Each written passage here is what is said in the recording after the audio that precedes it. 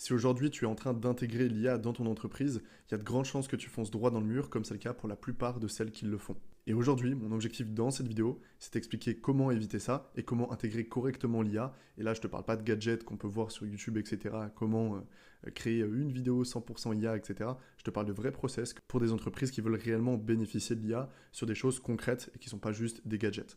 Ça a été le cas notamment de plus de 60 entreprises que j'ai pu accompagner. Et comme tu peux le voir, j'ai accompagné Domevi, j'ai travaillé avec Mindeo, je travaillais aussi avec Paris-Sorbonne, etc. Donc c'est très très large. C'est des boîtes avec qui j'ai travaillé pour intégrer l'IA dans leur process, pour pouvoir améliorer tout ça et surtout en sortir un réel ROI.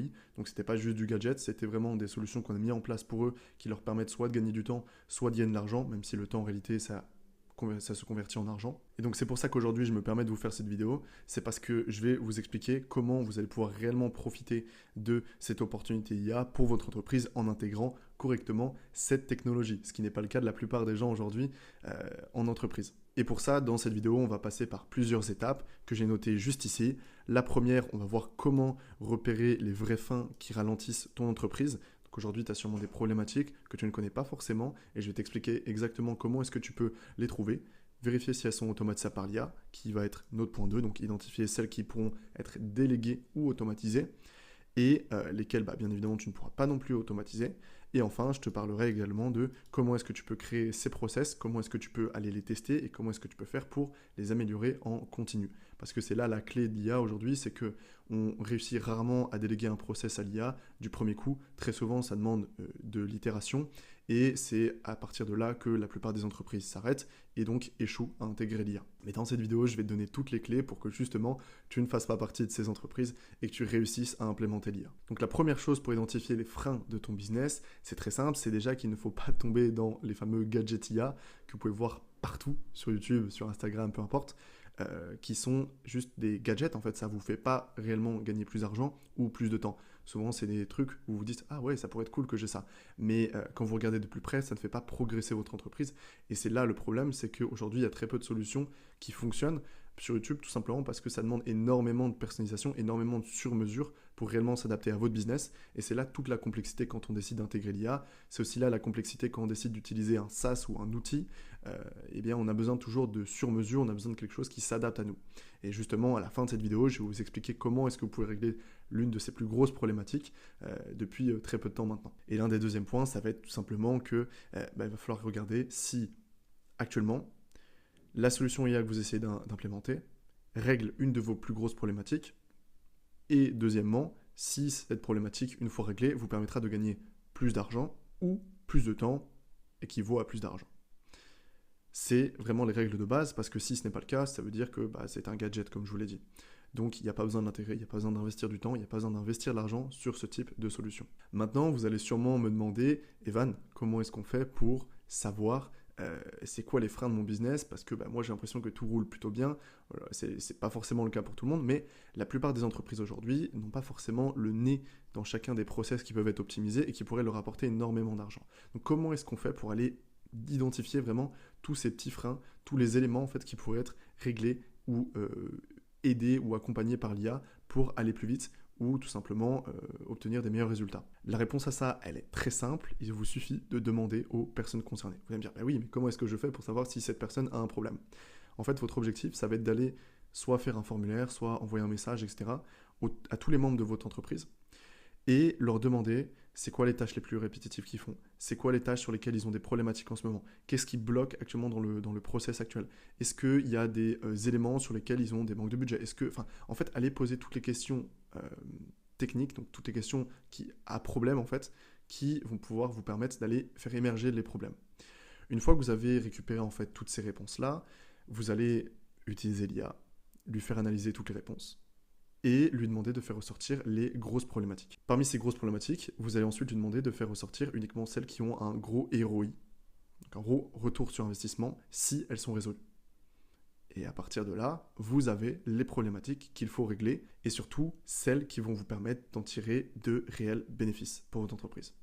Maintenant, il y a un autre frein qui arrive, qui est de savoir comment est-ce que l'IA va pouvoir s'en occuper. Et il y a plusieurs critères pour être sûr que l'IA puisse s'en occuper, parce qu'aujourd'hui, l'IA peut résoudre énormément de problématiques, peut-être 80% des actions dans une boîte. Et il faut quand même faire attention parce que, comme je vous l'ai dit, c'est pas 100%. C'est tout simplement qu'il va falloir vérifier, petit 1, si l'outil ou le logiciel que vous voulez automatiser ou la tâche que vous voulez automatiser a une API.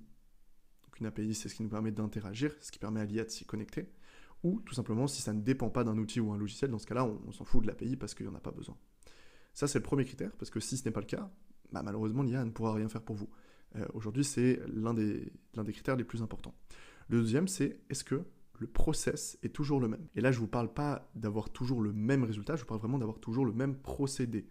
Parce qu'il y a encore quelques temps, c'était plutôt, on parlait de résultats, parce qu'on cherchait à automatiser avec des outils comme N8N, comme Make, etc. Aujourd'hui, on a la possibilité d'avoir des process qui sont similaires, mais des résultats complètement différents, parce qu'on est capable d'intégrer de l'IA, justement.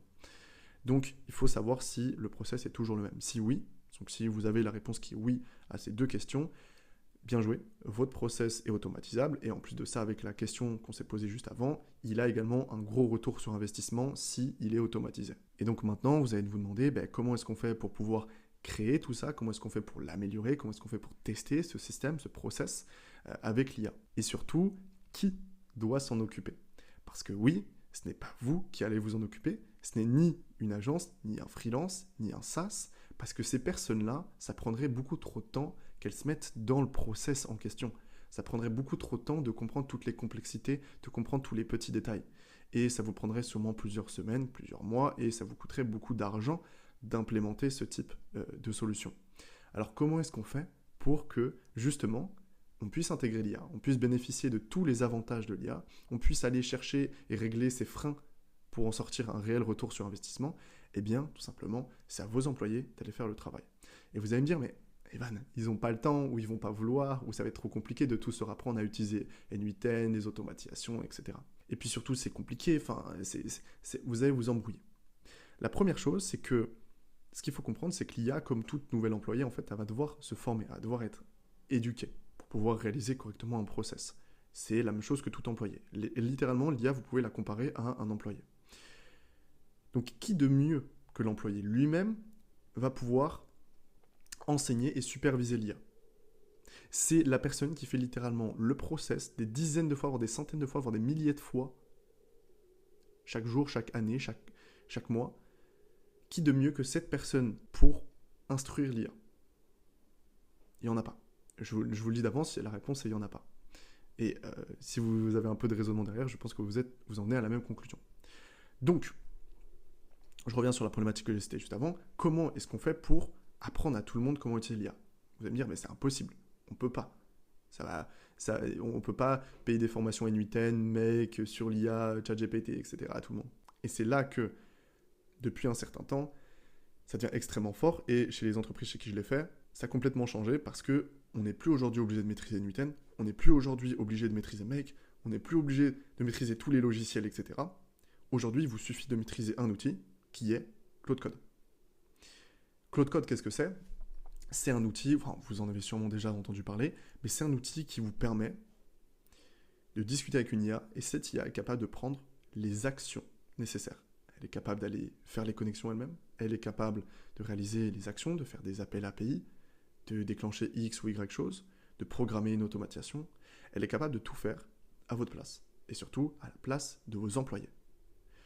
Et donc, là on change complètement le problème, parce que le problème n'est plus comment est-ce qu'on fait pour apprendre à nos employés à utiliser N8N pour qu'ils puissent automatiser leurs tâches, mais on est plutôt sur une problématique de comment est-ce qu'on fait pour leur donner cette habitude d'aller discuter avec Claude Code pour pouvoir mettre en place les process. Parce que c'est la personne technique qui va mettre en place les process, c'est Claude Code.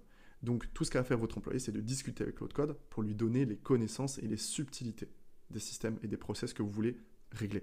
Et donc, ce qui est extrêmement intéressant, c'est qu'on n'est plus sur une analyse générale du business, mais sur une analyse où c'est chirurgical, c'est-à-dire que chaque employé a ses freins, a ses problématiques, et c'est à lui d'aller les résoudre avec Claude Code.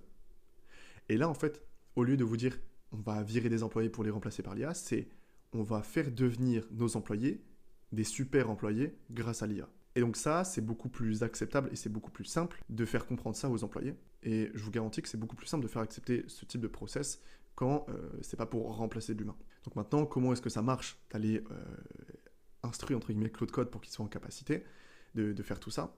Parce que oui, ça prend du temps, oui, ça demande de l'énergie, oui, c'est du temps en plus, oui, peut-être que ça peut demander un temps d'adaptation, mais je vous garantis que si vous ne faites pas ça sur les prochaines années, vous allez vous faire défoncer par la concurrence qui va le faire. Tout simplement parce que ça va permettre à vos employés de faire 10 fois plus, 10 fois mieux de ce qu'ils faisaient déjà actuellement. Et c'est pas une blague, c'est-à-dire que moi-même au quotidien, j'utilise Claude Code pour tout mon business.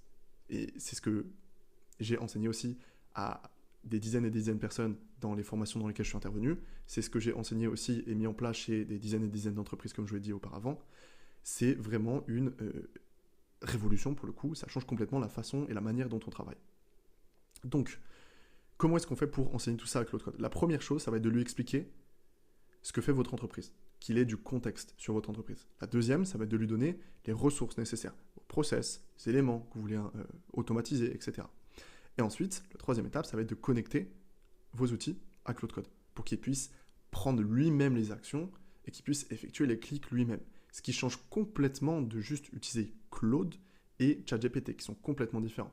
Là, ce sont des logiciels qui vont vous expliquer comment faire X, Y, Z. Claude Code prend vraiment des actions sur le PC en question. Donc, une fois que vous avez fait ces trois premières étapes, la quatrième, ça va être de transformer vos process actuels, ce que vous faites, en skill, ce qui est l'équivalent de process, mais pour Claude Code, et de tout simplement programmer l'exécution de ces skills en automatique, ou alors de tout simplement apprendre à vos employés de pouvoir déclencher manuellement ces skills et d'ouvrir littéralement 8 Claude Code et d'effectuer 8 actions en même temps, ce qui aurait pris 8 temps différents. C'est-à-dire que action 1, s'il avait dû la faire, il l'aurait fait manuellement, puis après il aurait fait l'action 2, puis après il aurait fait l'action 3, alors que là il est capable de lancer, par exemple s'il a fait 8 skills différents, qu'il doit tout faire d'un coup, en fait il déclenche 8 Claude Code et il fait tout d'un coup.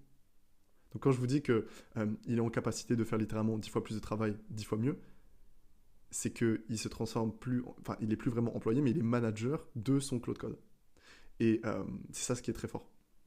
C'est pour ça aussi que j'ai ajouté le 10 fois mieux, c'est parce qu'au lieu d'être tout le temps la tête baissée dans le process, ok, je dois faire ci, je dois faire ça, je dois faire ça, il se concentre uniquement sur analyse. Est-ce que ça a bien été fait? Est-ce qu'on peut améliorer ça? Est-ce qu'on peut faire mieux ça? Est-ce qu'on peut faire plus vite ça? Et c'est comme ça en fait qu'on améliore les process. Maintenant, ça c'est quelque chose qui prend du temps. Il faut quand même instruire un petit peu cette habitude d'aller sur Claude Code. Il faut quand même apprendre les basiques, etc. Et c'est pour ça que là, vous allez soit avoir deux options. Donc la première, c'est de tout apprendre vous-même, puis d'instruire à vos employés, ou alors de faire un petit groupe d'employés, puis de par secteur. Donc si vous avez la partie acquisition, la partie RH, la partie SAV, etc. Vous avez plusieurs secteurs dans votre boîte. Vous allez tout simplement créer un petit groupe de personnes, avec une personne de chaque secteur, ou de chaque pôle, enfin peu importe comment vous appelez ça. Vous allez former et vous former avec ces personnes-là, et ensuite ces personnes-là vont avoir pour objectif d'aller faire la propagande de Claude Code au sein de la boîte et de faire la transition petit à petit. La troisième option, c'est tout simplement de faire intervenir un expert, et c'est d'ailleurs mon cas. On accompagne justement des boîtes à faire exactement ce que je vous ai expliqué en détail. Et comment est-ce que ça se passe? C'est tout simplement moi, en one-to-one, donc c'est moi personnellement et mon équipe qui allons nous occuper de vous, donc pour intégrer l'IA. Bien évidemment, vu que ça dépend de mon temps, c'est quelque chose qui a des places limitées, on prend très peu de clients chaque mois. Donc si jamais c'est quelque chose qui vous intéresse et que vous voulez sérieusement intégrer l'IA et arrêter d'écouter un petit peu tous les gadgets qui sont à droite à gauche et pouvoir réellement tirer un bénéfice de cette technologie et ne pas être laissé sur le banc de touche quand tous vos concurrents auront fait le pas, eh bien vous pouvez tout simplement candidater sur le lien en dessous de cette vidéo, c'est le premier lien que j'ai mis. Vous pouvez candidater, voir tout simplement si vous êtes éligible à travailler avec nous. Et si, bien évidemment, vous avez un profil qui nous intéresse, qu'on voit qu'il y a quelque chose à faire, qu'on voit qu'on va pouvoir vous apporter des résultats, eh bien, on pourra tout simplement commencer à travailler ensemble et intégrer et scaler tous vos process. Donc, c'est tout pour cette vidéo. Si jamais elle vous a plu, n'hésitez pas à commenter, à me donner des idées de prochaines vidéos, notamment si vous êtes une entreprise, que vous avez des questions spécifiques, etc. N'hésitez pas à mettre directement vos idées dans les commentaires ou à m'envoyer un message directement sur Instagram. C'est le deuxième lien en description. Je réponds là-bas à toutes vos questions si jamais vous en avez. Donc, n'hésitez vraiment pas. Le but, c'est que je puisse vous donner un maximum des connaissances que j'ai pu acquérir sur tous les clients que j'ai pu accompagner, toutes les personnes que j'ai pu former en IA pour vous permettre de vous donner un maximum de contenu, un maximum de techniques pour pouvoir implémenter l'IA sérieusement dans votre entreprise, ce qui n'est pas le cas pour la plupart du contenu sur YouTube aujourd'hui. Et c'est vraiment l'objectif des prochaines vidéos que je vais sortir, contrairement aux anciennes que je sortais avant, c'est que là, je vais me concentrer sur vraiment changer cette partie-là parce que je suis convaincu en fait que l'IA peut réellement apporter des gros bénéfices aux entreprises. Et mon objectif, ça va être de démocratiser ça chez le plus d'entreprises possible. Donc voilà, n'hésitez pas à regarder mes autres vidéos. Il y en a sûrement une ou deux qui s'afficheront ici. Elles vont sûrement vous intéresser si jamais vous voulez intégrer l'IA. Et comme je vous ai dit, si jamais vous voulez qu'on bosse ensemble, n'hésitez pas à candidater. On verra si vous êtes éligible. C'était Evan. Je vous souhaite de passer une très belle journée ou une très belle soirée en fonction du moment où vous regardez cette vidéo. Et je vous dis à très vite. Ciao.